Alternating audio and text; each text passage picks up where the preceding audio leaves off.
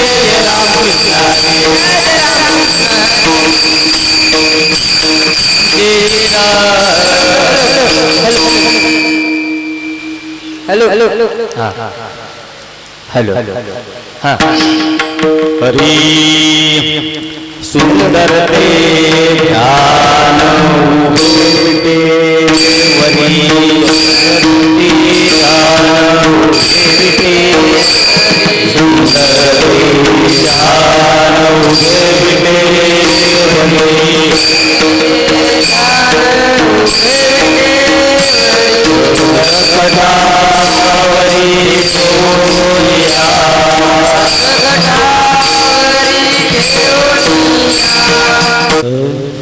धर्माची तू मूर्ती धर्माची तू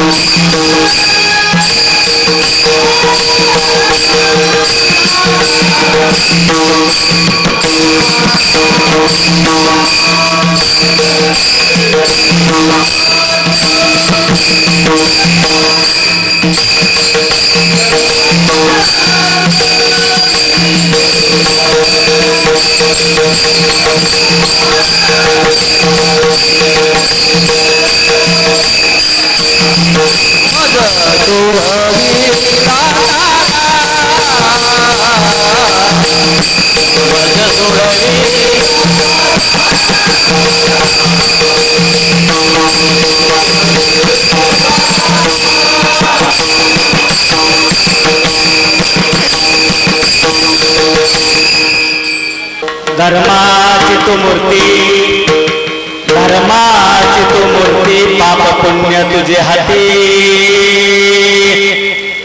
मज सोडवी दातारा कर्मापासून दुस्तरा, करसी अंगीकार अनिक काय माझा भार, मज सोडवी दातारा कर्मापासून दुस्तरा, जीवीच्या जीवना, जीवीच्या जीवना तुका म्हणे नारायणा, मज सोडवी दातारा कर्मापासून दुस्तरा. अखिल कोटी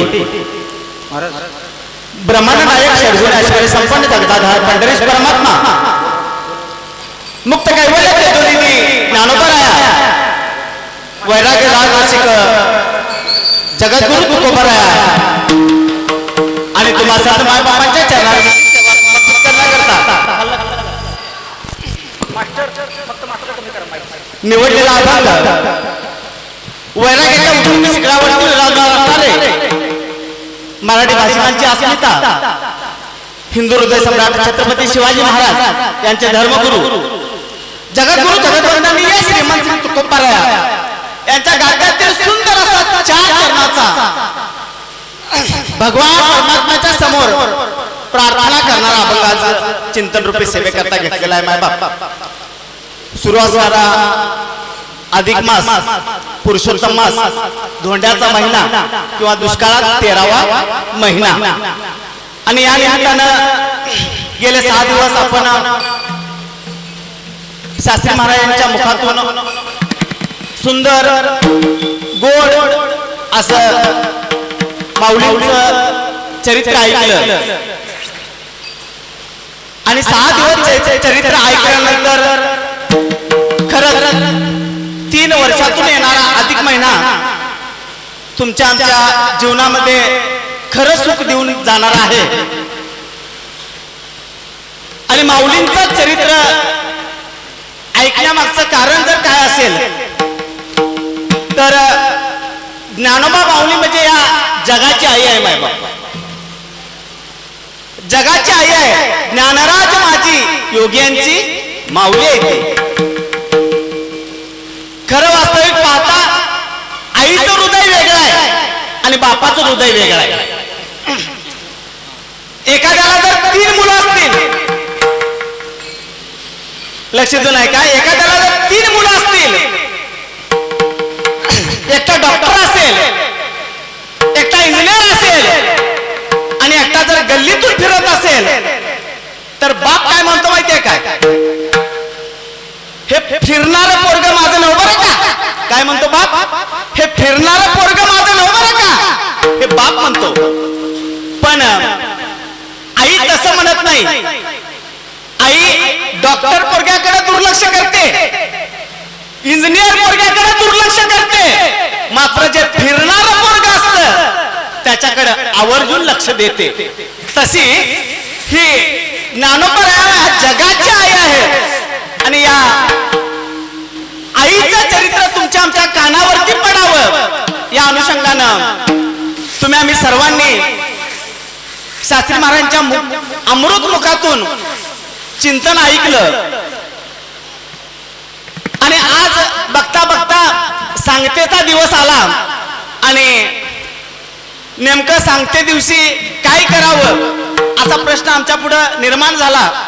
विचार केला की बाबा भगवंताकडे प्रार्थना करणारा अभंग आज चिंतनासाठी घ्यावा म्हणून सुंदर गोड साधा सोपा असा अभंग आज चिंतना करता निवडलेला आहे मायबाप.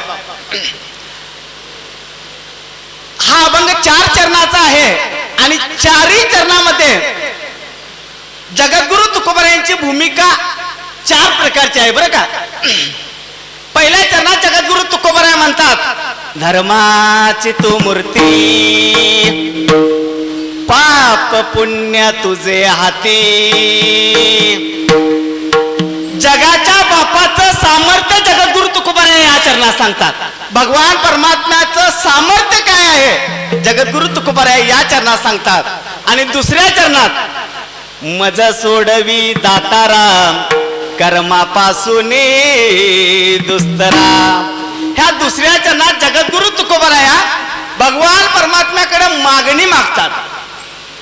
आणि तिसऱ्या चरणात करसी अंगीकार अनेक काय माझा भार. भगवान परमात्म्याच्या समोर जगद्गुरु तुकोबा करुणा व्यक्त करतात.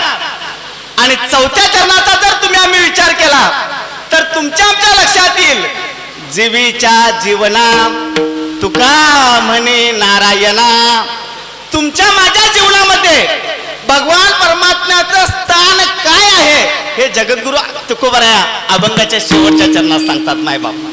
ह्या अभंगाला तुम्ही आम्ही सर्वांनी न्याय देण्याचा प्रयत्न केलायचा आहे. आज खरं वास्तविक पाहता तुमचा आमचा यज्ञ आज सफल झाला. तुम्ही आम्ही गेले 4 महिने या उष्णतेनं त्रासून गेलो आहोत, पण सकळ जीवांचा करीतो सांभाळ.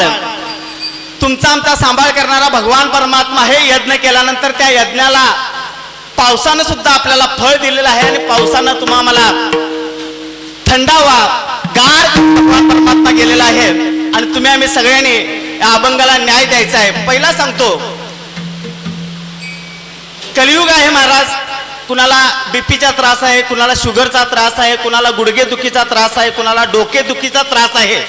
त्यामुळे आपलं मंदिर तसं मोठं आहे, बसायला जागाही तुम्हाला सुटसुटीत आहे.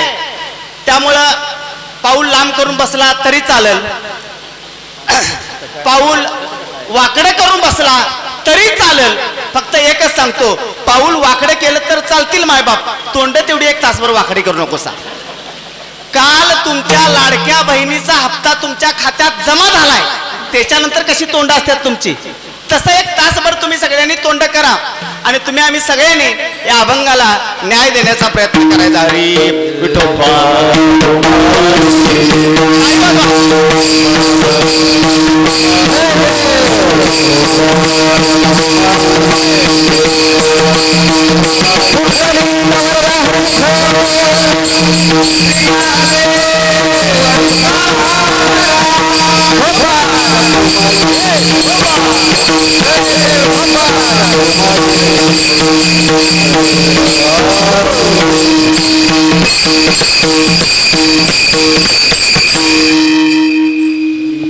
पहिल्या चरणात जगद्गुरु तुकोबा भगवंताला धर्माची मूर्ती म्हणतायत. धर्माची तू मूर्ती.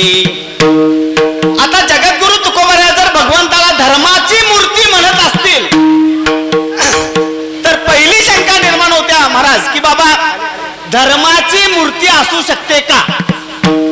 पहिला मुद्दा आहे, कोण चळबळ करू नका बरं का, 1 तासभर. धर्माची मूर्ती असू शकते का.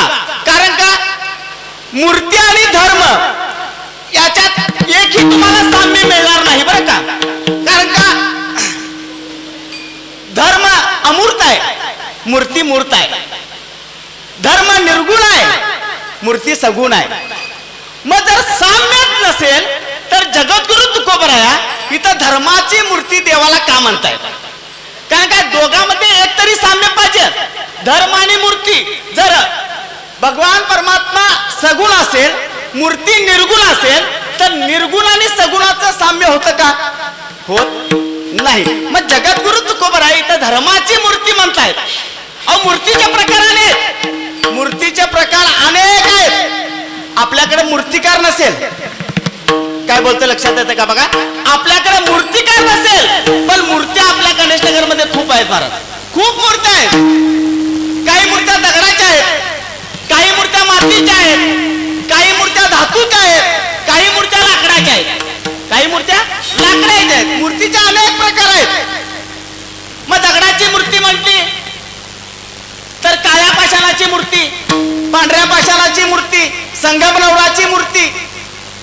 मातीची मूर्ती घेतली तर काळ्या मातीची मूर्ती, तांबड्या मातीची मूर्ती, चिनी मातीची मूर्ती, शाडूची मूर्ती. धातूची मूर्ती जर घेतली तर सोन्याची मूर्ती, पितळची मूर्ती, तांब्याची मूर्ती, अशा अनेक आहेत.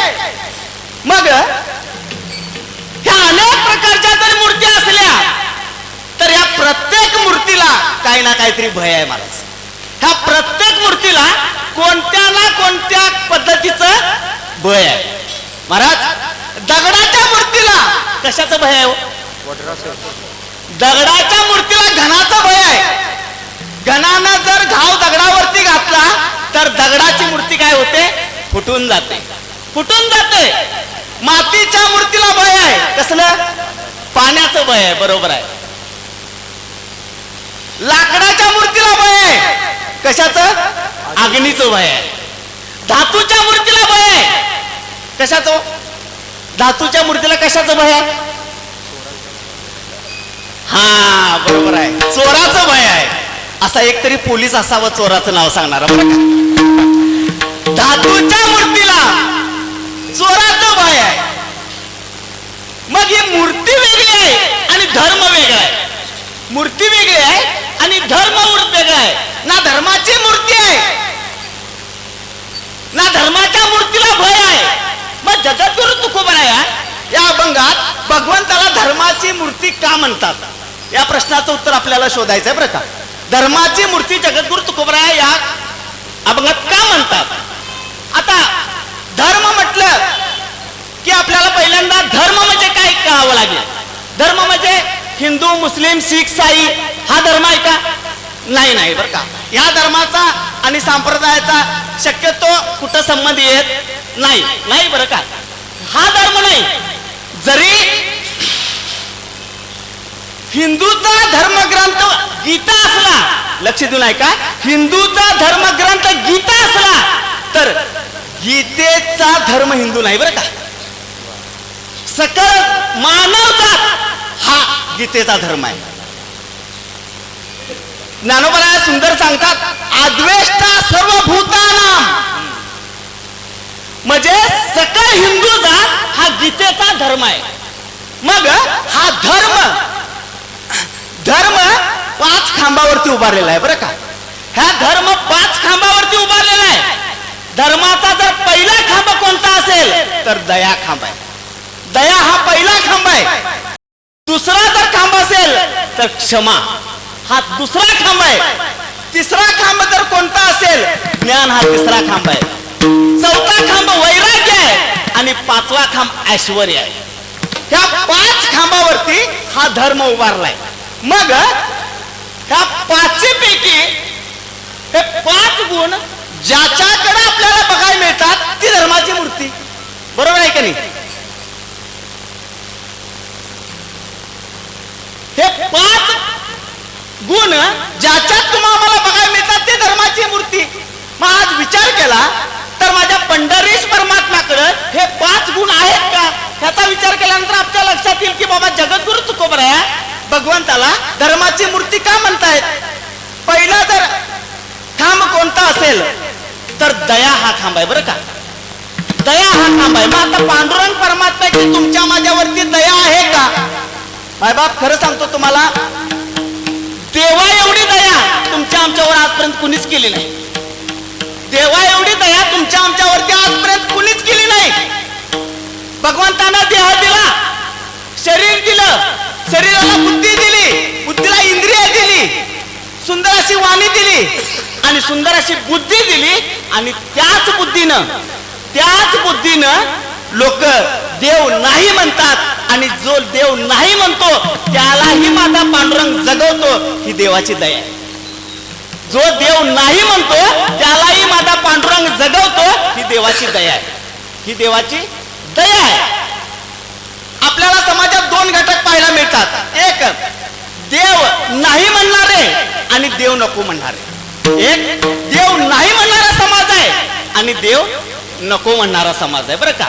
अहो, जगद्गुरु तुकोबराया भगवान परमात्म्याला टोपल्यात घ्यावं. जगद्गुरु तुकोबरायांनी भगवान परमात्म्याला टोपल्यात घ्यावं, ते टोपलं आपल्या डोक्यावरती ठेवावं आणि तुमच्या माझ्या सगळ्यांच्या घराच्या दारात जगद्गुरु तुकोबराया यावे आणि प्रत्येकाला म्हणावं, देव घ्या कोणी, देव घ्या कोणी,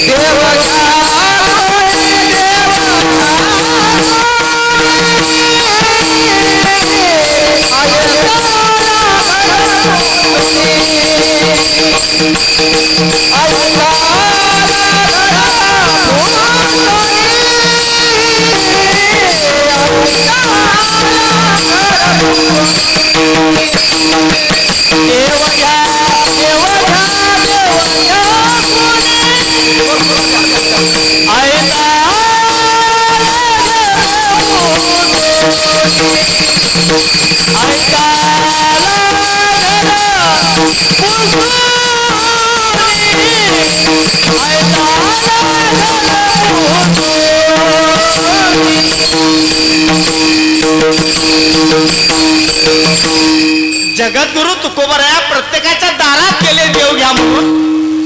पण लोक ज्या देवानं तोंड दिले, ज्या देवानं वाणी दिल्या, त्या वाणीतून लोक म्हणायला लागली, देव न लगे, देव न लगे, साठवणीचे रुंदले जागे. म्हणजे भगवान परमात्म्यानं हे सगळं देऊन सुद्धा, बुद्धी देऊन सुद्धा, त्याच बुद्धीनं देव नको म्हणणार, देव नाही आणि देव नको म्हणणारी लोक या समाजामध्ये तयार झाली. महाराज देवाला आपल्याला एवढं सांभाळलंय, एवढं सांभाळलंय, एवढं सांभाळलंय. जर धर्म म्हणजे काय कुणी विचारलं तर ज्ञानेश्वरीचा 18व्या अध्यायामध्ये असं सांगितलंय की बाबा दया ते धर्म. जिथं दया आहे तिथं काय आहे? धर्म आहे म्हणून सांगितलं. जिथं दया आहे तिथं धर्म आहे म्हणून सांगितलं. मायबाप, कधीतरी हायवेला किंवा आड रस्त्याला जावा तुम्ही. आड रस्त्याला गेल्यानंतर हा प्रसंग तुमच्या डोळ्यासमोर कधीतरी आला असेल. आपण गाडी घेऊन चाललोय आणि आपल्या गाडीच्या समोर एक मोटरसायकल आहे. त्या मोटरसायकलला पाठीमागे स्टँड लावले. त्या स्टँडला तिकडे 10-12 तिकडे 10-12 कोंबड्या उलट्या अडकून ठेवल्यात. बघा बरं का, तुम्ही कधीतरी बघितलं असेल, इकडे 10-12 इकडे 10-12 कोंबड्या उलट्या अडकून ठेवलेल्या असतात. डोळ्यातून पाणी येत असतं, तोंडातून फेस येत असतो आणि अंतिम प्रवास करणाऱ्या त्या कोंबड्या कुणाकडे तक्रार करू शकतात का? बाबा वाचवा, तक्रार करू शकतात का? नाही महाराज. भगवंतानं तुम्हा आम्हाला मेंदू दिला, बुद्धी दिली आणि बुद्धी देता देता तुम्हा आम्हाला भगवंतानं संवेदना दिल्या. तुम्हा आम्हाला संवेदना दिल्या भगवंतानं. एखादं कुत्र्याचं छोटस पिल्लं असावं, रस्त्यावर चालत असताना भरधाव जोरात एखादा ट्रक यावा आणि त्या ट्रकच्या चाकाखाली ते कुत्र्याचं पिल्लं सापडावं. शरीराचा चेंदामेंदा व्हावा, रक्ताचा सडा पडावा. त्या कुत्र्याची आई बाजूलाच असावी. इकडं तिकडे ती कुत्र्याची आई फिरावी, गोल गोल गोल गिरट्या मारावी. पण ती कुत्र्याची आई पोलीस स्टेशनला जाऊन तक्रार करू शकत नाही की माझ्या पिल्लाची काय तक्रार नव्हती, ट्रकवाल्यानं ब्रेक दाबला नाही म्हणून. हे सगळं कुणाला दिलंय? हे सगळं तुम्हा आम्हाला दिलंय. हे सगळं भगवंतानं तुम्हा आम्हाला दिलंय. म्हणून महाराज, माझ्या भगवान परमात्म्याची तुमच्या आमच्यावर खूप दया आहे. दयेचा सागर आहे तो. नुसता दया नाही, दयेचा सागर आहे तो.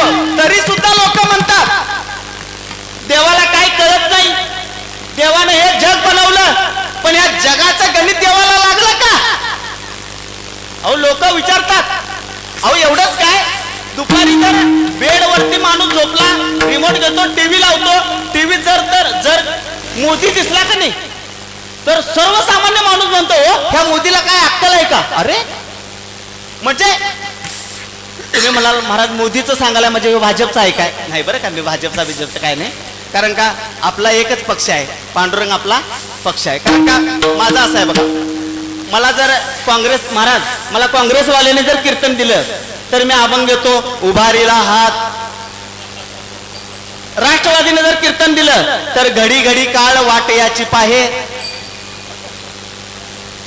भाजपनं जर कीर्तन दिलं वचन ऐका कमळापती. आणि अपक्षानं कीर्तन दिलं तर माझं हेही नाही माझं तेही नाही. त्याच्यामुळे आपला कुठला पक्ष नाही. सर्वसामान्य सुद्धा म्हणतो की बाबा, सर्वसामान्य माणूस म्हणतो ह्या मोदीला काय अक्कल आहे का? तसं देवानं सगळं दिलं असून सुद्धा लोक म्हणतात देवाला काय अक्कल आहे का? देवानं जग बनवलंय पण हे काय बरोबर केलंय का? देवानं सगळं बरोबर केलंय बरं का, आपल्याला कळालेलं नाही. एखादा नास्तिक माणूस, देव नाही म्हणणारा माणूस सकाळी घरातून बाहेर पडावा आणि बाहेर पडत असताना त्याच्या बायकोनं त्याला शिदा बांधून द्यावी. शिदा म्हणजे कळतं ना तुम्हाला? बोला की, कळतं का? बोलत चला तुम्ही महाराज. राहुल महाराज कसं होतं माहितीये काय, मी ज्यावेळेला बारका होतो कोणी, बारका लहान होतो कोणी सार्थक एवढा, त्यावेळेला आमच्या शेजापारजाच्या बायका म्हणायच्या मला, दीपक बेडकाला दगड मारू नकोस नाहीतर बायको मुक्की मिळेल. आता वाटतंय मारला असता तर बरं झालं असतं. तुम्ही बोलत चला, तुम्ही बोललात तर कीर्तन आहे माय बाप. बघा काय सांगत होतो मी, कीर्तन. हा, एखादा नास्तिक माणसाला त्याच्या बायकोला सीधा बांधून द्यावी. सध्याच्या भाषेत सांगायचं झालं तर टिप्पिन. कारण का आज मराठीला आमच्या इंग्लिश भाषेचा आधार घ्यावा लागतो. माफ करा, सॉरी, आम्हाला एकदम म्हणावं लागतं. म्हणजे मराठीला सुद्धा आम्हाला इंग्लिशचा आधार घ्यावा लागतो. आम्ही परवा महादेव महाराजांनी मी कीर्तनला गेल्यानंतर एकट्याला विचारलं, बाबा हा पत्त्याला ह्या पत्त्याला जायचा, ह्या गावात कुठं मंदिर आहे ते? तो म्हणा लागला सरळ स्ट्रेट जावा म्हणा लागला. काय म्हणा लागला? सरळ स्ट्रेट जावा. पुढं डावीकडे लेफ्टला वळा. पुढं गोल राऊंड येईल म्हणा लागला. पुढं उजव्या हाताला राईटला वळा म्हणा लागला. आणि शेवटी एंड म्हणा लागला. म्हणजे मराठी भाषा. परवा असं झालं, गंमत झाली महाराज. आम्ही गावाकडे गेलो आणि गावाकडे गेल्यानंतर आमच्या आईनं बायकोला म्हटलं, शोभा काटवट घे, काटवट. बायको माझ्याकडे बघायला लागली हो. मला कळलं काय झाले नेमकं. मी म्हटलं परात घे, परात, नाहीतर भांडण होईल जोरात म्हटलं. म्हणजे आपल्याला इंग्लिश भाषेचा आधार घ्यावा लागतो. तसं त्याला टिफिन दिलं, शिदा दिली, त्यानं शिदा घेतली आणि तो रस्त्यानं निघायला चालायला लागला. चालत दुपार झाली, रणरणत ऊन होतं, सूर्य आग ओकत होता. आणि त्याच वेळेला त्याने विचार केला की एखादं झाड बघावं आणि झाडाखाली आपण ही शिदा खावी. विचार केला, एक झाड दिसलं, झाडाखाली बसला, शिदा सोडली, एक घास खाला, ठसका लागला. ठसका लागल्यानंतर त्याला काय आलं, पाणी विसरून आलोय. इकडे तिकडे बघितलं, बाजूला एक शेत होतं, शेतकरी पाणी पाजत होता. तो तिकडे गेला. शेतामध्ये त्याचे भोपळे होते. भोपळे केवढे असतात माहिती ना? एवढे असतात ना? केवढे असतात ना? हा, एवढे असतात, बरोबर आहे. भोपळे होते. पाणी गोटभर पाणी पिला, समाधान वाटलं. गार वारं सुटलेलं होतं आणि गार वारं सुटल्यानंतर झाडाखाली आला. आता पोटात जर अन्न गेलं की लगेच खोपडी चालायला लागते बरं का. आमचं बरं आहे 7 ते 9, 9 नंतर खाऊ. नाहीतर बाहेर कसं असतं 11 असं असतं बरं का. आपलं चांगलं आहे 7 ते 9, 9 नंतर खाऊ. म्हणजे बघा झोपला आणि झोपल्यानंतर त्याचं लक्ष त्या झाडाकडे गेलं. झाडाकडे गेलं ते झाड कवटाचं होतं. कवट असतं माहिती ना, एवढं एवढं कवट असतं. त्या कवटाच्या झाडाकडे लक्ष गेलं. त्याची खोपडी चालायला लागली होती. तो म्हणा लागला काय देवाला डोकं आहे का नाही म्हणा लागला. अरे एवढ्या एवढ्या झाडाला एवढं मोठं फळ लावले आणि एवढ्या मोठ्या झाडाला एवढं फळ लावले. काय अक्कल आहे का देवाला. काय म्हणा लागला, काय अक्कल आहे काय देवाला म्हणा लागला. गार वारं सुटलं, झोपी गेला. झोपीत त्याला गार झोप लागली. वाऱ्याचा वेग वाढला. तसं एक कवट टक दिशी तुटलं आणि टक दिशी त्याच्या डोक्यात पडलं. धाड दिशी जागा झाला. कपाळाला हात लावून बघितला. दुसरं कवट त्याच्या कपाळावर आले होतं. दुसरं कवट त्याच्या कपाळावर आलं होतं. त्यानं त्या भोपळ्याच्या शेताकडे बघितलं. पांडुरंग परमात्म्याला साष्टांग दंडवत घातला आणि म्हणा लागला, पांडुरंगा अरे सगळं हे केलंयस ते तू बरोबर आहे. जर आपल्या डोक्याने विचार केला तर मोठ्या झाडाला मोठं फळ आणि बारक्या झाडाला बारकं फळ असतं तर आता काय झालं असतं. अहो याच्या पुण्यतिथीला माझंच कीर्तन ठेवलं असतं. बरोबर आहे की नाही, बरोबर आहे की नाही. मग लोक म्हणतात देवाला काय कळत नाही, पण माझा देव कसा आहे, चतुरातो शिरोमणी.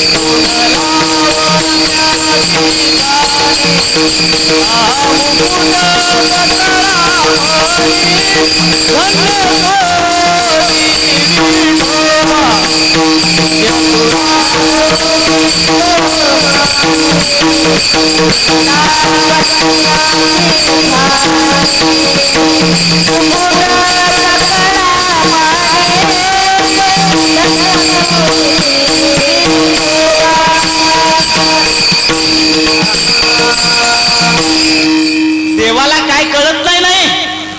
देवानं हे जग केलंय म्हणजे देव कसा आहे. चतुरातो शिरोमणी गुण लावण्याची खाणी मुकुट सकळा मणी धन्य तोची विठोबा. देव कसा आहे, चतुर आहे बाबा, चतुर आहे. धर्माची व्याख्या वेगळी आहे, धर्माची व्याख्या वेगळी आहे आणि देवाची व्याख्या वेगळी आहे. काय प्रत्येकाच्या व्याख्या वेगळ्या आहेत. श्रोता वेगळा, वक्ता वेगळा. वक्ता म्हणजे हसवतो तो वक्ता काय नाही, रडवतो तो वक्ता काय नाही, जो हिताचं सांगतो तो वक्ता, जो श्रोत्यांच्या हिताचं सांगतो त्याला काय म्हणायचं, वक्ता म्हणायचं. श्रोता कुणाला म्हणायचं. तुम्ही म्हणाल आम्ही 8 वर्ष कीर्तन ऐकायला लागलोय, प्रवचन ऐकायला लागलोय, आम्ही श्रोते आहे. श्रोते आहे का तुम्ही. नुसतं कीर्तन ऐकलं म्हणजे श्रोता नाही बरं का. कीर्तन ऐकलं म्हणजे श्रोता नाही. ह्या जगात 3 श्रोते होऊन गेले, त्याच्यानंतर परत श्रोता झाला नाही. पहिला श्रोता अर्जुन, दुसरा श्रोता जनक राजा आणि तिसरा श्रोता परीक्षित राजा. त्याच्यानंतर श्रोता झाला नाही महाराज अर्जुन. अर्जुनाला भगवंताला गीता सांगितली. कुठं सांगितली? हा, कुरुक्षेत्रावर. माझ्या माहितीनुसार अर्जुनाला भगवंतानं गीता सांगत असताना सुंदर असा मंडप घातलेला नव्हता. बरोबर आहे? सुंदर अशी लाइटिंग नव्हती. अर्जुनानं भगवंतानं गीता सांगताना लाइटिंग, सुंदर अशी माईक सिस्टीम नव्हती. अहो, अर्जुनाला गीता सांगताना कुरुक्षेत्रावर युद्धात सांगितली. मग युद्धात लोक गप बसतात? अहो, दंगा चाललेला होता, गोंधळ चाललेला होता, तिथं सुद्धा अर्जुनाला गीता ऐकली. गीता अर्जुन जगला सुद्धा. गीता अर्जुन जगला सुद्धा. पुन्हा श्रोता झाला नाही. दुसरा राजा जनक. राजा जनक, जनकासारखा दुसरा. जनक म्हणजे कोण? राजा जनक म्हणजे कोण? कुणाचा बाबा? हा, सीतेचा पप्पा. आता बाबा गेले, आबा गेलं, पप्पा गेलं, आता काय आलंय? डॅड. डॅडी पण गेला आता. डॅड म्हणजे शब्दांचे विपर्यास होत चालले. शब्दांचे विपर्यास होत गेले. अगोदर बहीण होती, ताई होती, दिदी होती, अक्का म्हणायचो. त्याच्यानंतर सिस्टर आली, आता सिस्टर पण गेली, शिसो म्हणतात लोक. अगोदर ब्रदर होता, अण्णा होता, दादा होता, आता ब्रदर गेला, आता काय आलंय? ब्रो. मला सांगा, सगळ्या राहुल महाराज सगळ्या शब्दातली धक्का लावल्या. राहुल महाराज सगळ्या शब्दातल्या लोकांनी धक्का लावलं, पण मला सांगा, बायको या शब्दाला कोणी धक्का लावलाय का? हो, बायकोचा बोका कोणी केला का? त्यांची दहशत अजून आहे बरं का. आणि तुमची दहशत पाहिजेतच महाराज, पाहिजे. तुमची दहशत आहे तर सगळं आहे. तसं जनक राजा म्हणजे सीतेचे पिता. जनक राजा पाटाला जाऊन बसायचे. राजा होता पण कीर्तनाला जाऊन बसायचा. राजा होता पण कीर्तनाला जाऊन बसायचा. म्हणून आज कीर्तनात आम्हाला जनक सांगावं लागतो. छत्रपती शिवाजी महाराज कीर्तनात जाऊन बसायचे, म्हणून कीर्तनात शिवाजी महाराज सांगत नाहीत, अख्खं कीर्तनात शिवाजी महाराजांच्यावर करावं लागतं. का? कीर्तनाला अगोदर जाऊन बसत होते ते. तसं जनक राजा वाद्य येलक ऋषीकडं पाठाला जायचे. वाद्य येलक ऋषीकडं पाठाला बसायचे. आणि एक दिवशी पाठाला बसले. पाठाला बसल्यानंतर वाद्य येलक ऋषीने विचार केला की बाबा सगळी जण आल्यात, ऋषी मुनी सगळी जण पाठाला येऊन बसल्या, पण अजून जनक राजा आला नाही. अजून जनक राजा आला नाही. सगळे ऋषी म्हणायला लागले, अहो स्वामी पाठ चालू करा की, पाठ चालू करा की. वाद्य ऋषी म्हणायला लागले, अहो जनक राजा येऊ दे मग चालू करतो. अहो कुजबूज चालली की. अहो धर्मसत्ता राज्यसत्तेच्या अधीन गेली म्हणायला लागली लोक. आता मी इथं उभारलोय, कीर्तनकार आलाय, टाळकरी आल्यात, पकवाजा आल्यात, श्रोते आल्यात, आणि मी जर म्हणायला लागलो इचलकरंजीचा आमदार येणार आहे, तिने आल्यावर कीर्तन चालू करायचं, तुम्ही चांगलं काय वाईट म्हणणार का? महाराज राज्यसत्तेच्या अधीन गेला म्हणणार तुम्ही, बरोबर आहे. म्हणून धर्मसत्ता कधी पण राज्यसत्तेच्या दावणीला बांधायची नाही. धर्मसत्ता वेगळी आहे आणि राज्यसत्ता वेगळी आहे. 750 वर्षे झाली, अनेक आमदार आले, अनेक खासदार आले, अनेक मंत्री आले, अनेक संत्री आले, पण 750 वर्ष झाली माझ्या ज्ञानोबरायांच्या ज्ञानेश्वरीतल्या अर्ध्या ओवीला सुद्धा धक्का लागला नाही. निवृत्ती सका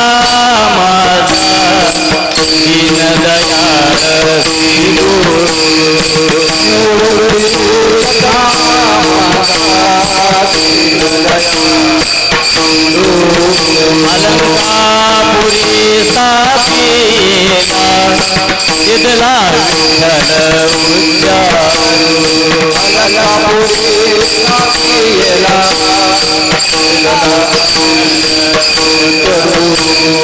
समाधी जीवन माझी वरी आजा नव्रत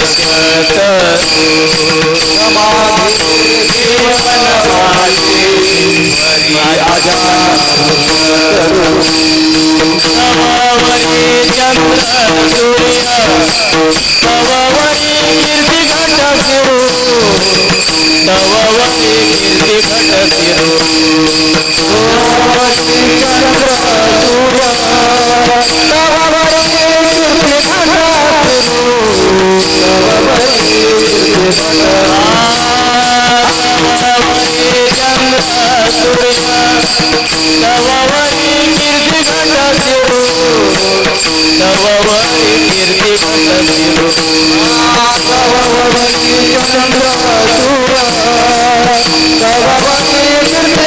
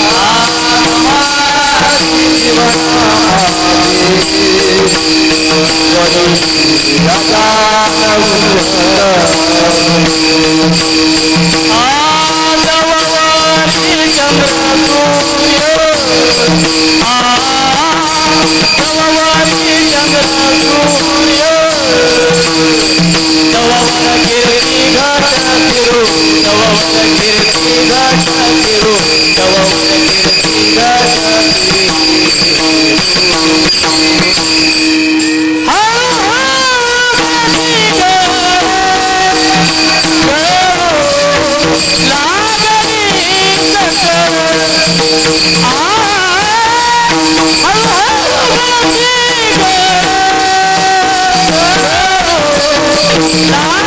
कीर्ती घट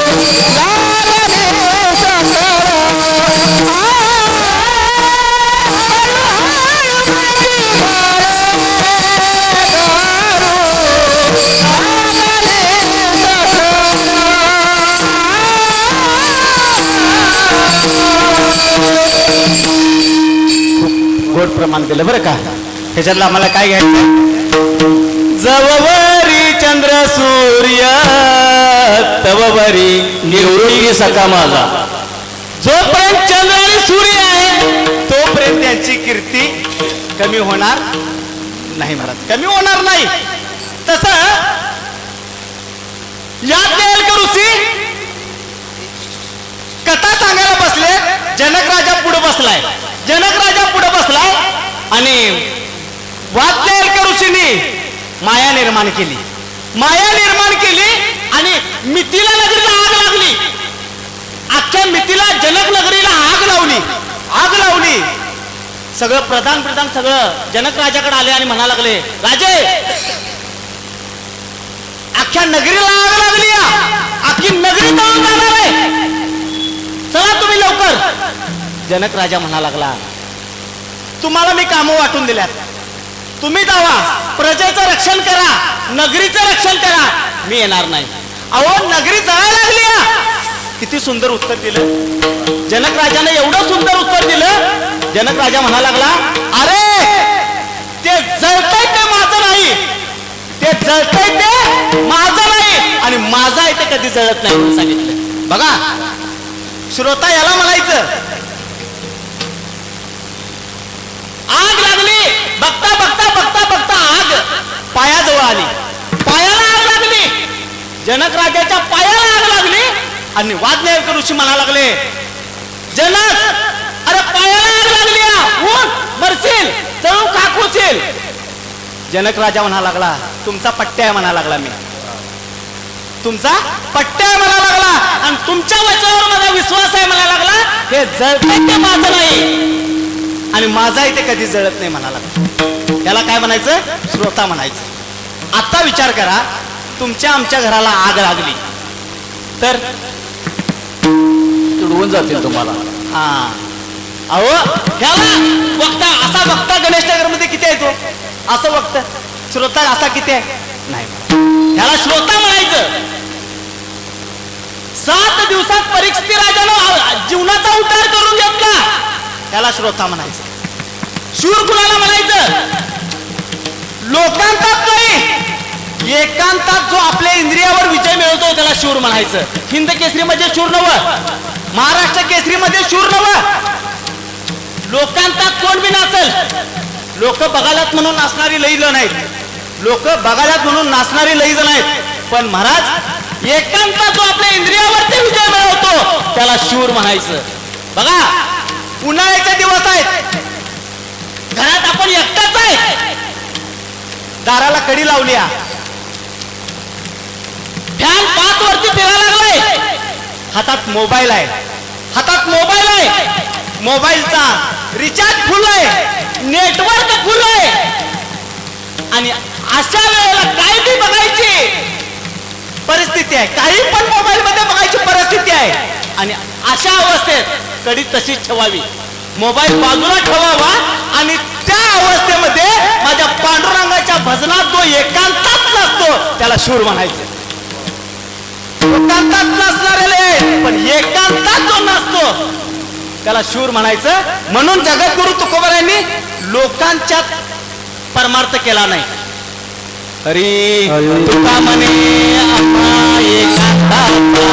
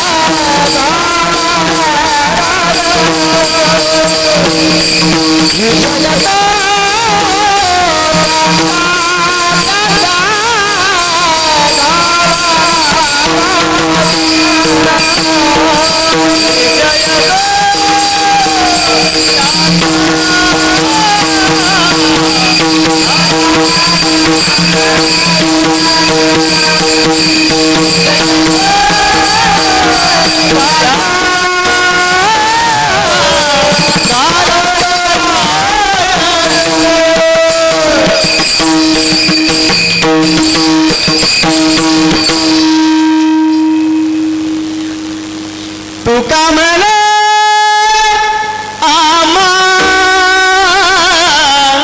एकांताचा वास. वा महाराज. काय सांगतात जगद्गुरु तुकोबा?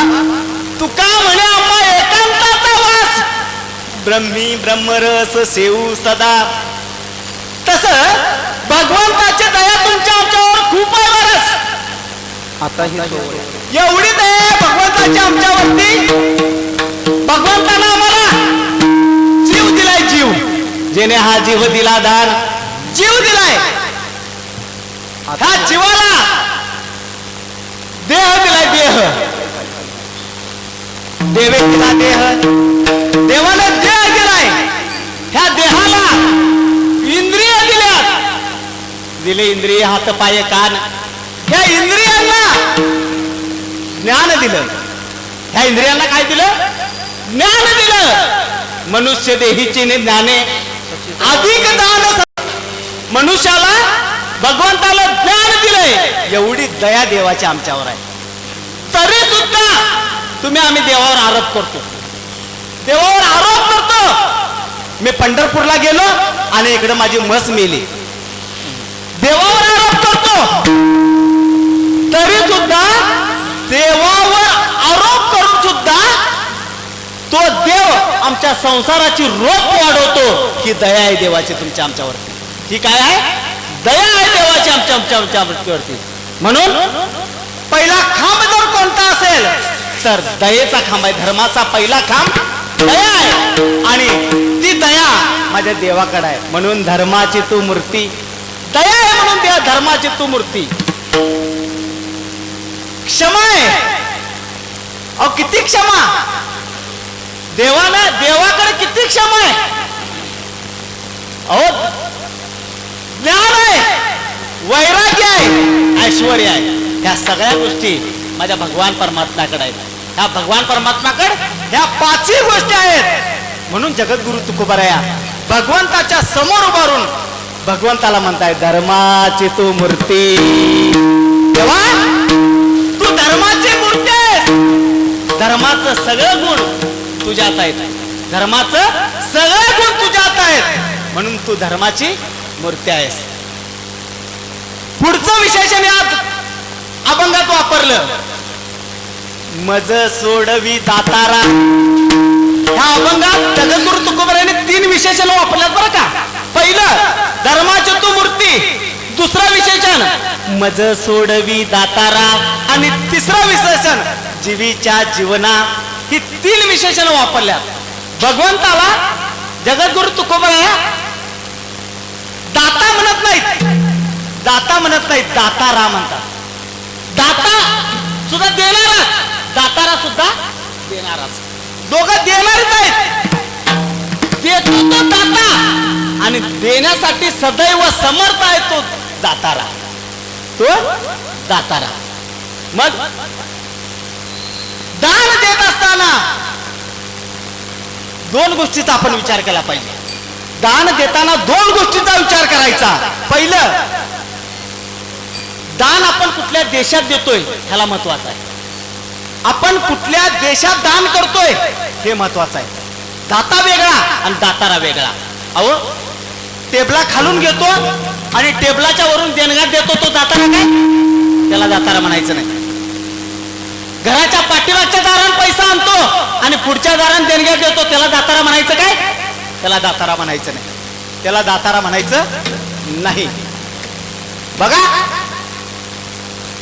भगवान परमात्मा दाता नाही तर दातार आहे, दातारा. म्हणून देशाचा विचार करून दान करायचं. देशाचा म्हणजे आपण कुठल्या देशात दान करतोय याला महत्व आहे. उन्हाळ्याच्या दिवसात आपण राजस्थानला गेलोय ना, उन्हाळ्याच्या दिवसात आपण राजस्थानला गेलोय, 58° तापमान आहे आणि तिथं जाऊन आम्ही जर ब्लँकेट वाटायला लागलो तर हे दान बरोबर आहे का? अहो ती आता पहिलाच गुदमरून मरायला लागल्यात आणि तिथं ब्लँकेट देऊन चालेल का? तिथं चालणार. देशाचा विचार करायचा, देशाचा विचार करायचा. देशाचा विचार माझ्या तुकोबरायांनी सांगितलाय बरं का. देशाचा विचार माझ्या जगद्गुरु तुकोबरायांनी सांगितलाय. बाबा कुठल्या देशात आपण दान करावं. जगद्गुरु तुकोबराय म्हणतात, अरे येथे बसित दिदल्या येथे बसित दिदल्या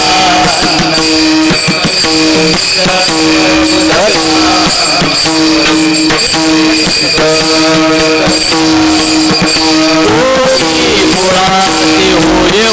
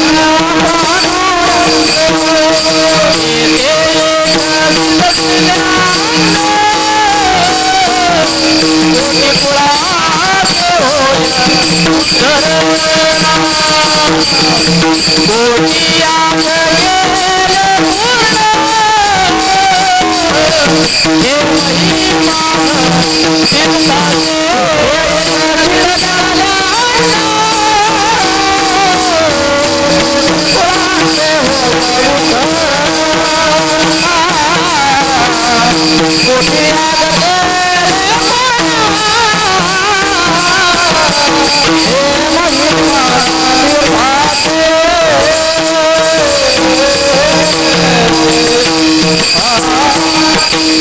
होय काय म्हणतात, येथे एक सीत दिल्या अन्न कोटी कुळाचे होय उदरण, कोटी याग केले पूर्ण. हे तीर्थ, हे महिमान तीर्थाचे. पंढरपूरला जर तुम्ही दान दिला तुमच्या कोटी कुळाचा उद्धार आहे. धन्य धन्य पांडुरंग, धन्य धन्य पांडुरंग. तिथं दान करावं.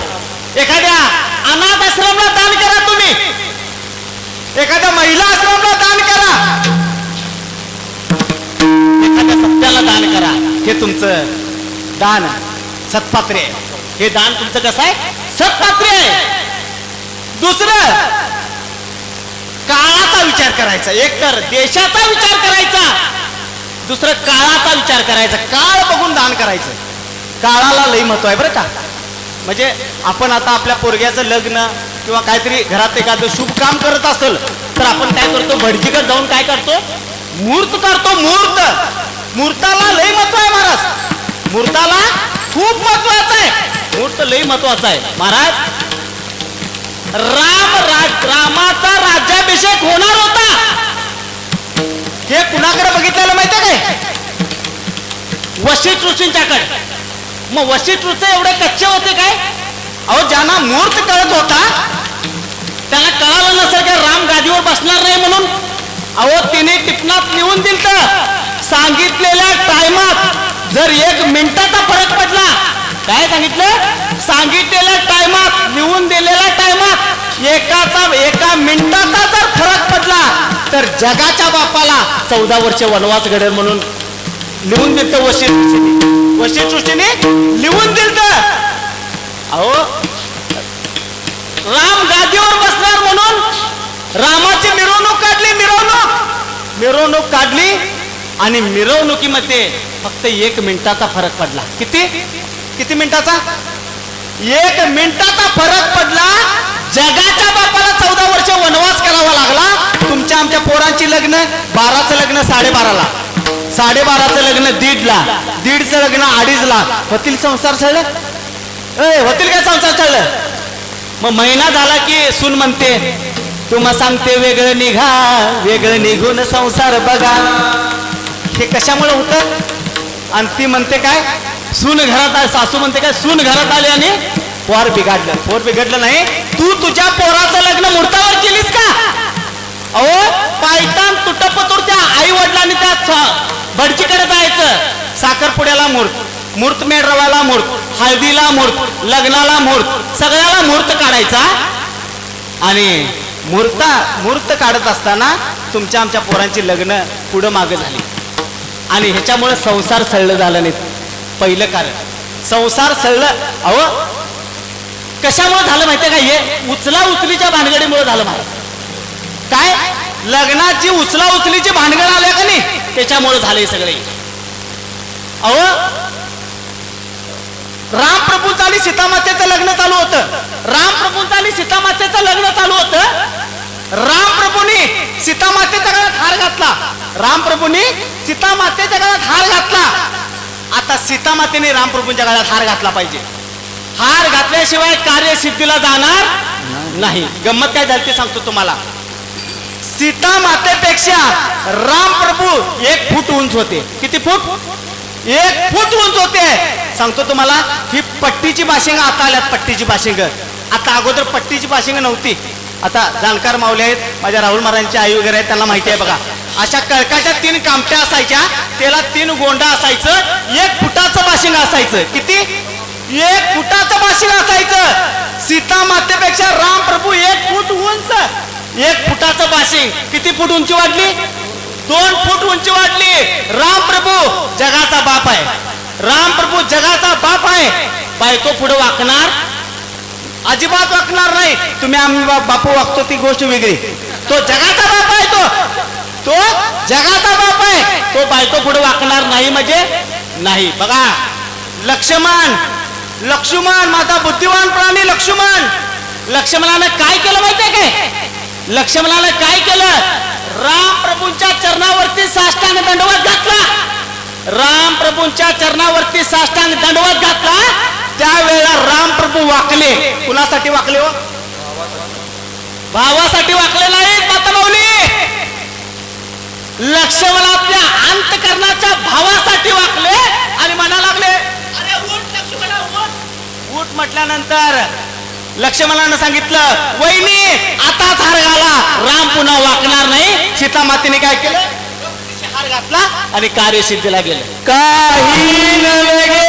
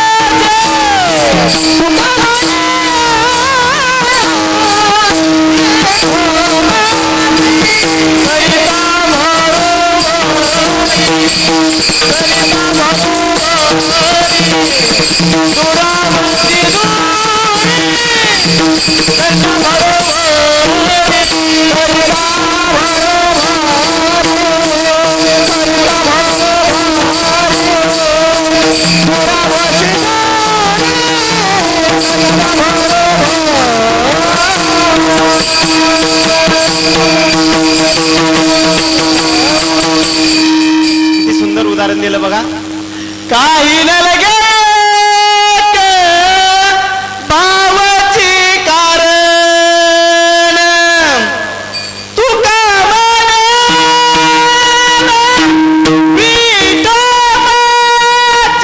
महाराज अंतकरणामध्ये भाव चांगला होता म्हणून चांगल्या काळात आपण दान करावं, चांगल्या काळ बघून आपण दान करावं. आता कॅलेंडर प्रत्येकाच्या घरात आहे महाराज, कॅलेंडर प्रत्येकाच्या घरात आहे. कॅलेंडरात कधीतरी बघत चालत नाही. आता कॅलेंडरात काय लिहिलंय, फक्त सिलेंडर कधी लावला एवढीच तारीख लिहिलेली आहे प्रत्येकाच्या कॅलेंडरात. हा म्हणजे जसा काय येतोय तसं लोक, पण कॅलेंडरात कधीतरी बघा काही तिथी आहेत, तिथी त्या वर्षातून एकदाच येतात बरं का. आता पौर्णिमा महिन्याला येत्या, पण हुताशनी पौर्णिमा आहे काय, हुताशनी पौर्णिमा वर्षातनं एकदाच, वर्षातनं एकदाच. द्वितीया प्रत्येक महिन्याला द्वितीया येत्या, पण यम द्वितीया वर्षातनं एकदाच. तृतीया महिन्याला येत्या, पण अक्षय तृतीया वर्षातनं. चतुर्थी महिन्याला येत्या, पण गणेश चतुर्थी. पंचमी महिन्याला येत्या, पण नागपंचमी. षष्ठी महिन्याला येत्या, पण एकनाथ षष्ठी वर्षातनं. सप्तमी महिन्याला येत्या, पण रथसप्तमी वर्षातनं एकदाच. अष्टमी महिन्याला येत्या, पण गोकुळ अष्टमी वर्षातनं एकदाच. नवमी महिन्याला येत्या, नवमी महिन्याला येत्या. दशमी महिन्याला येत्या, एकादश महिन्याला येत्या, पण देवशैनी एकादश वर्षातनं एकदा. तसं काळात दान करलं पाहिजे. तर ते दान आपलं काय होतं, आता अधिक महिना आहे, ह्या अधिक महिन्यात दान का करायचं. या अधिक महिन्यात जर दान केलं तर बघा आपल्याला पुण्य डबल मिळतं, डबल. आपण ह्या महिन्यात दान केलं म्हणून बघा ह्या महिन्यात लोक चांगलं काम करणार. ह्या महिन्याला वाईट टाकलं, वाईट टाकलं, या महिन्यात लोक चांगलं काय काम करणार, लग्नाचं काम करणार, बारशाचं काम करणार, कुठलं चांगलं काय काम करणार. ह्यो महिना देवाकडे गेला आणि म्हणाला, देवा ह्या महिन्यात माझ्या चांगलं काहीच काम करणं झाल्यात लोक. त्यावेळेला देवानं ह्या महिन्याला पुरुषोत्तम मासलं आपलं नाव दिलं. पुरुषोत्तम म्हणजे देवाचं नाव आहे बरं काय, आपलं नाव दिलं आणि सांगितलं ह्या महिन्यात जो कोण परमार्थ करल, दान करल, त्याला डबल पुण्य मिळेल म्हणून सांगितलं. म्हणून काळाचा विचार करायचा, म्हणून काळात दान करायचं. म्हणून महाराज हे सगळं गुण, धर्मातलं सगळं गुण माझ्या भगवान परमात्म्याकडे आहे. तो दातार आहे. म्हणून जगद्गुरु तुकोबाराय म्हणतात, सदा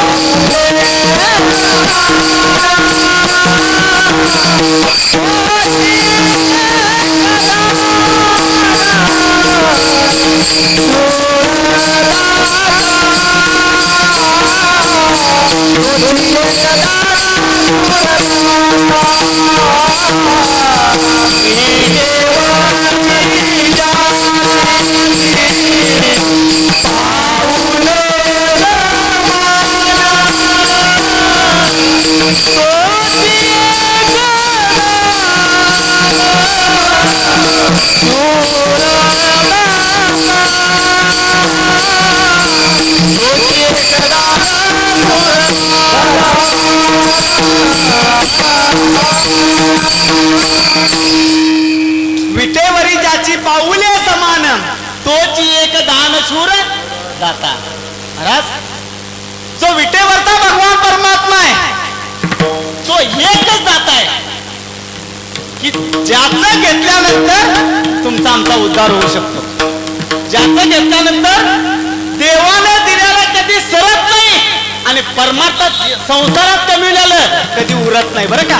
म्हणून देणारा दातारा असावा. म्हणून जगद्गुरु तुकोबाराय म्हणतात, धर्माची तू मूर्ती पाप तुझी हाती मज सोडवी कर्मापासून दुस्तरा. म्हणा म्हणा म्हणा अप्पा.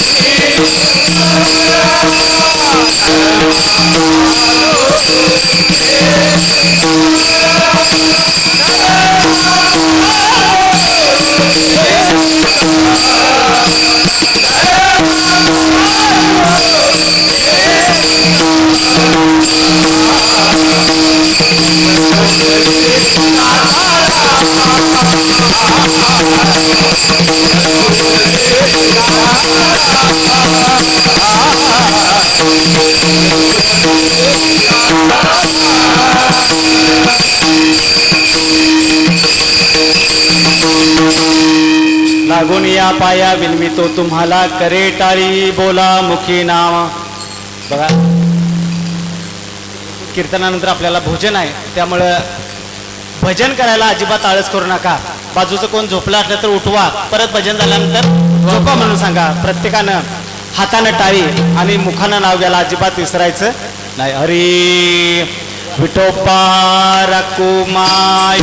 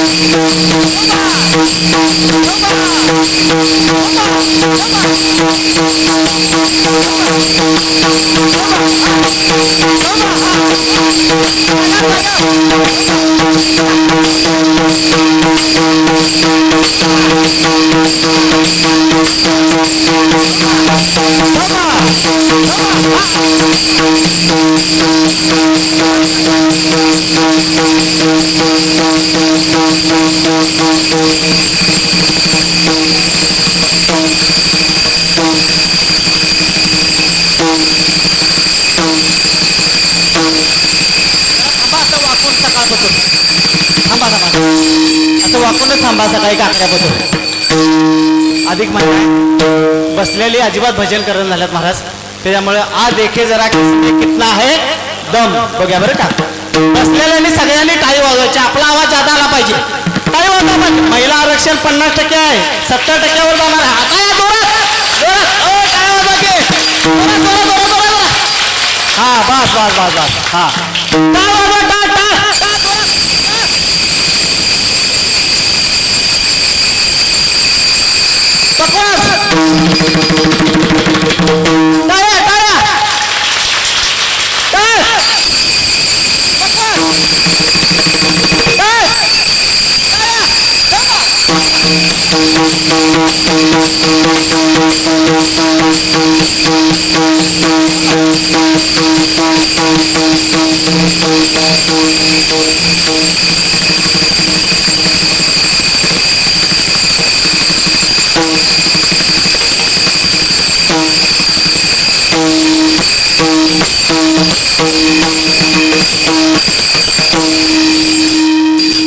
बसलेल्याने घाम पुसून घ्या.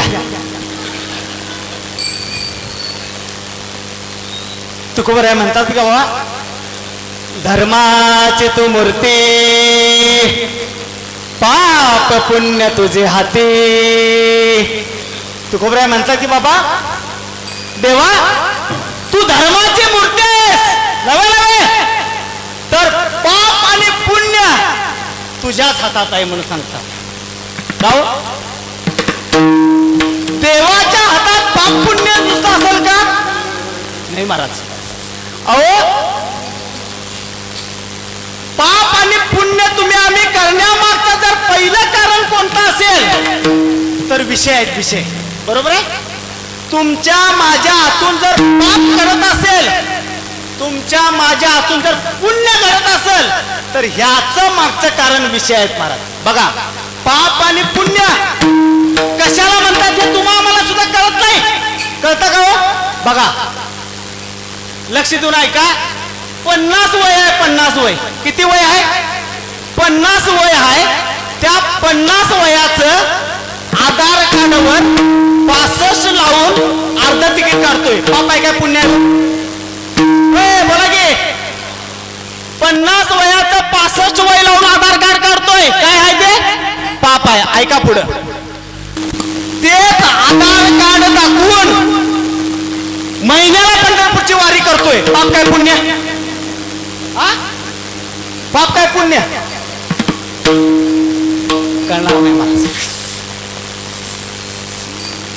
7 दिवस प्रवचन एका महाराजांचं ऐकावं. 7 दिवस प्रवचन ऐकावं आणि 7 दिवस प्रवचन ऐकल्यानंतर एवढं गोड प्रवचन एका माता माऊलीला त्या महाराजांची दया यावी आणि त्या माता माऊलीनं घरामध्ये अगदी सुंदर अशी शेवयाची दुधातली खीर करावी आणि ती खीर करून एका बुट्टीमध्ये ती खीर घ्यावी आणि खीर घेतल्यानंतर त्या खिरीला झाकण लावायचं. ती माता माऊली विसरून जावी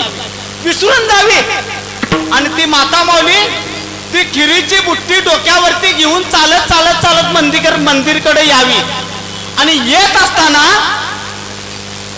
एक घारीनं साप आपल्या चोचीत धरावा आणि ती घार आकाश मार्गाने प्रवास करत असावी आणि त्या घारीच्या चोचीत असणाऱ्या सापाच्या तोंडातनं विषाचं 4 थेंब त्या खिरीत पडावं. बघा ती खीर सात्विक मनानं त्या माऊलीनं त्या महाराजांना आणून द्यावी आणि खीर पिल्या पिल्या ते महाराज गतप्राण व्हावे. आता हे पाप कुणाच्या नावावर लावायचं? हे पाप लावायचं कुणाच्या नावावर? म्हातारीच्या. अहो म्हातारीचा भाव सात्विक होता की? भाव सात्विक होता म्हणून तिला खीर केलती आणि खिरीत विष पडलंय हे तिला माहिती होतं का? माहिती नव्हतं. खिरीत विष पडलंय हे तिला माहित नव्हतं. तिचा काही दोष नाही. कोण म्हणाल हे पाप घारीच्या माथ्यावर लावा? घारीचा काय संबंध आहे? साप हे घारीचं खाद्य आहे. घारीचं खाद्य आहे आणि आपली उपजीविका करायला ती घार काही करू शकते. देवाने त्या घारीला स्वातंत्र्य दिलंय. घारीचा काय संबंध आहे का? मग हे पाप लावायचं कुणाच्या नावावर? महाराज हे पाप कुणाच्या सुद्धा लावायचं नाही नावावर. हे फक्त त्या महाराजाचं कर्म आहे. हे पाप कुणाच्या सुद्धा नावावर लावायचं नाही. हे पाप केवळ आणि केवळ त्या महाराजचं कर्म आहे. म्हणून केले कर्म झाले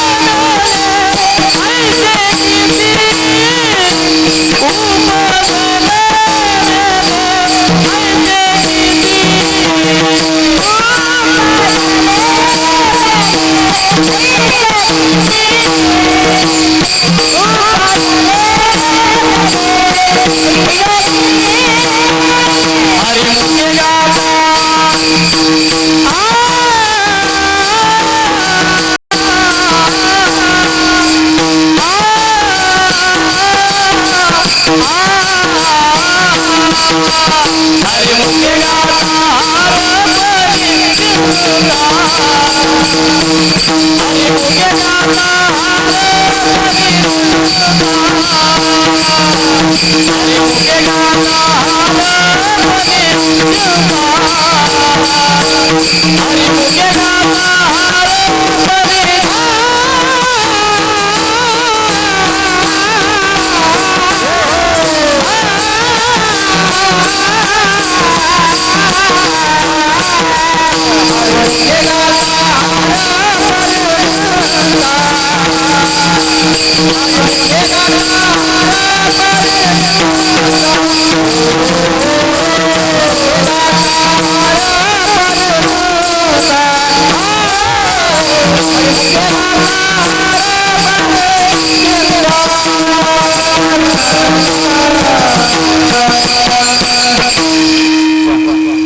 केले कर्म झाले त्याची भोग आले उपजले मेले ऐसे किती.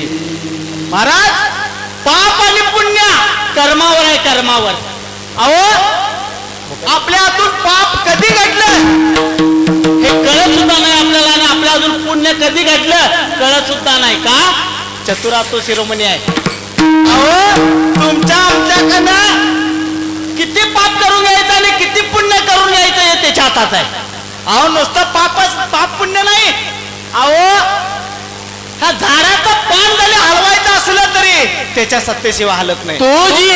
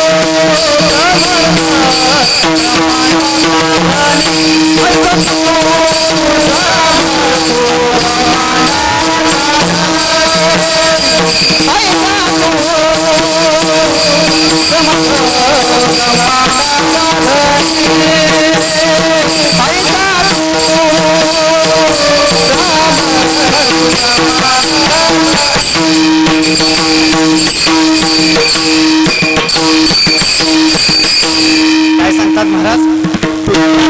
वेदाशी बोलणे सूर्याशी चालणे तुझी आवडे तुझी रामकृष्ण हरी.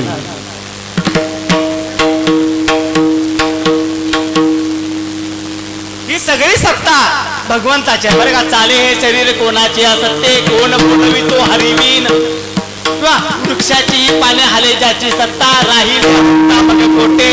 महाराज हे सगळं त्याच्या हातात आहे. म्हणून पाप पुण्य तुझ्या हाती. दुसऱ्या चरणा सांगतात मज सोडवी दातारा कर्मापासून दुस्तरा म्हणतात. तेव्हा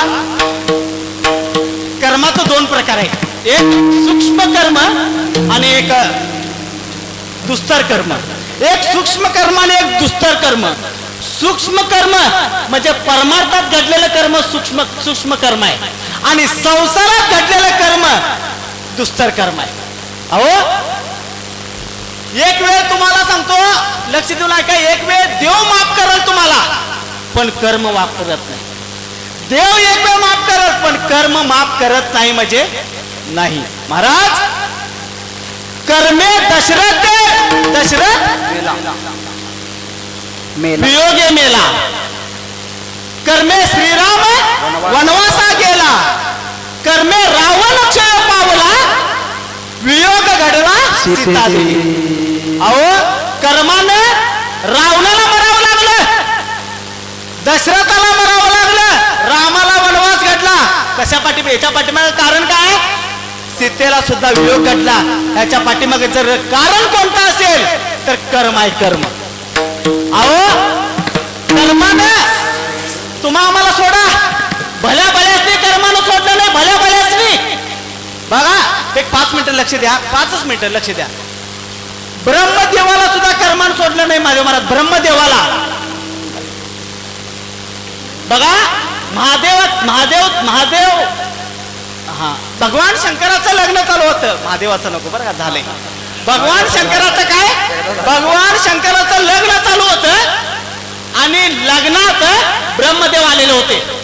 लग्नात कोण आलेलं, ब्रह्मदेवाला आमंत्रण केलेलं होतं. आणि बघा काय कर्म, ब्रह्मदेवाला आमंत्रण केल्यानंतर भगवान शंकराची बायको कोण, पार्वती.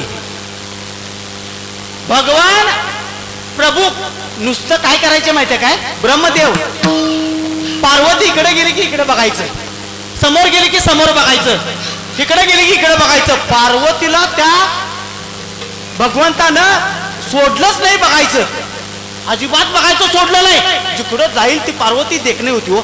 सगळी पार्वतीकडे बघायला लागलं ब्रह्मदेव. अजून बी लई ब्रह्मदेव आहेत बरं का, नुसतं पार्वतीकडेच बघतात, घरात पार्वती असून सुद्धा. म्हणून बघा पार्वतीकडे बघायला लागले आणि पार्वतीकडे बघणं जे कर्म वाईट झालं, हे कर्म वाईट झाल्यामुळं भगवंताला 4 मुख घ्यावी लागली. 4. आज भगवंताला 4 मुख आहेत. ब्रह्मदेवाला किती मुख आहेत, किती मुख आहेत, 4 मुख आहेत. हे तुझं भूषण नाही ब्रह्मदेवाचं, हे भूषण नाही, हे दूषण आहे त्याच्याकडे. सगळीकडे बघालतात, सगळीकडे बघालतात, जिकडे जाईल तिकडे बघालतात. म्हणून भगवंतानं त्याला शाप दिला आणि 4 तोंड केली. म्हणजे बघा कर्म कुणाला सोडत, कर्म कुणाला सोडत नाही महाराज, कर्म अजिबात कुणाला सोडत नाही. म्हणून तुकोबाराय म्हणतात, बाबा त्या संसारातल्या कर्मापासून मला एवढं सोडव.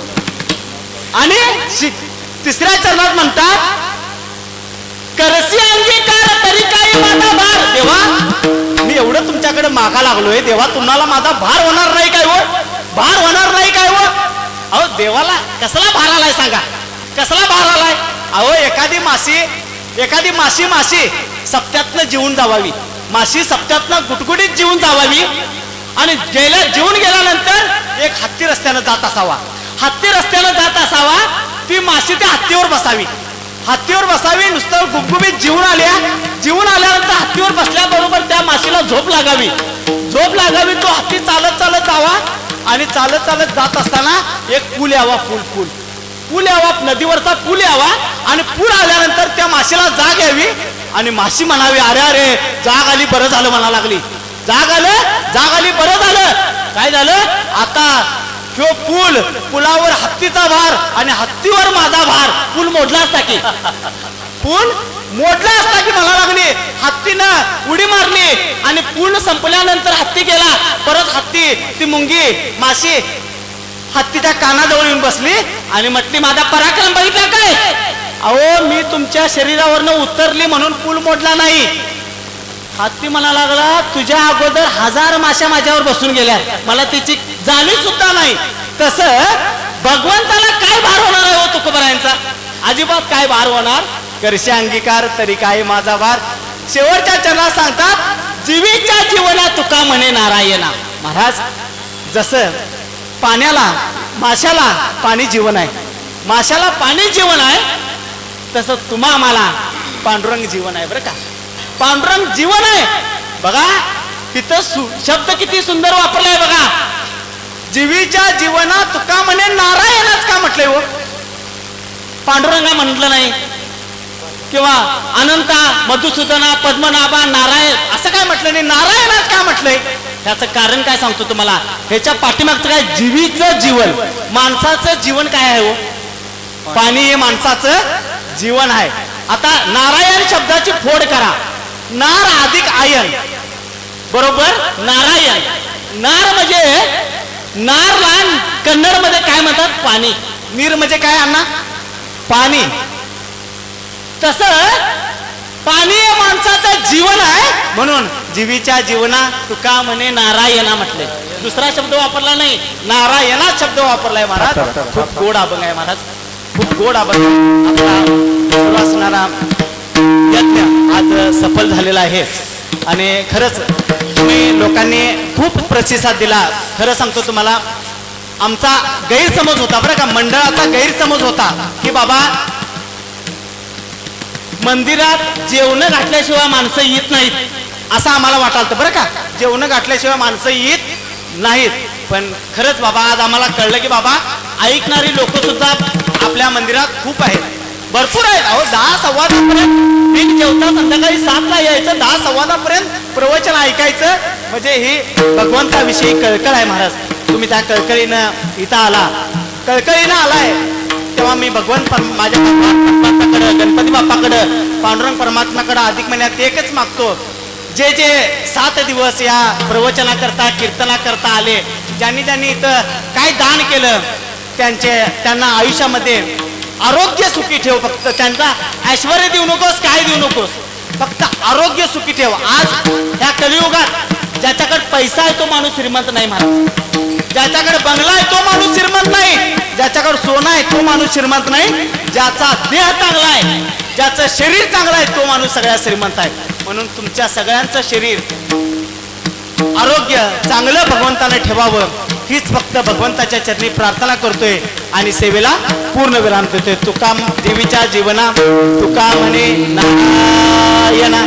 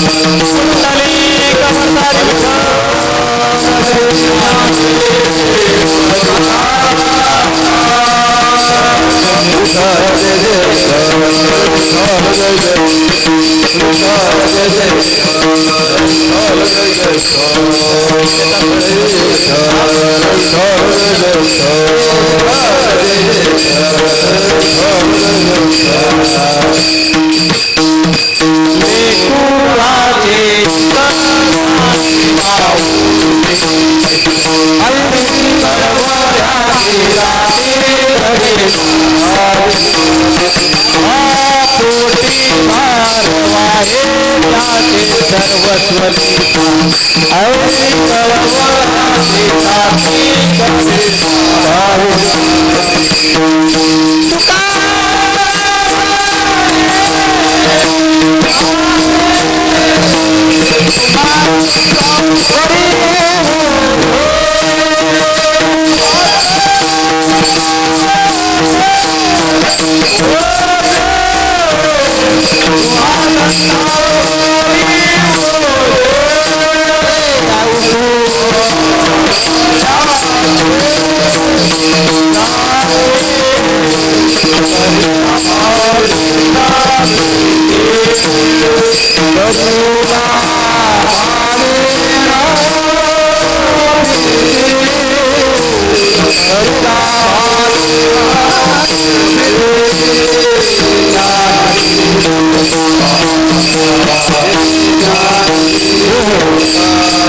Oh